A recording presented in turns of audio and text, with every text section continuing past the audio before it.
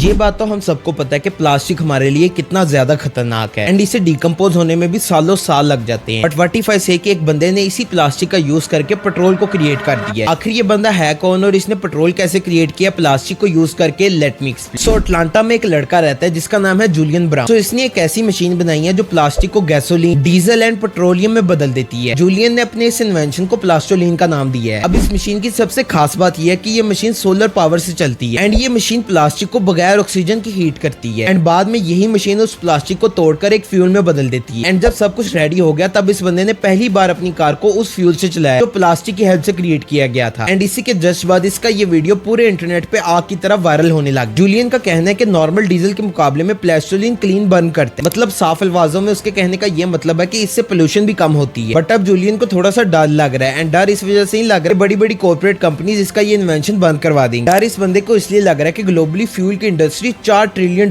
की एंड उस $4 ट्रिलियन की इंडस्ट्री के लिए इसका ये इन्वेंशन एक हिसाब का थ्रेट बन गया है। बाय द वे आपको ये प्लास्टिक से पेट्रोल बनाने का आइडिया कैसा लगा मुझे कमेंट्स में जरूर बताना।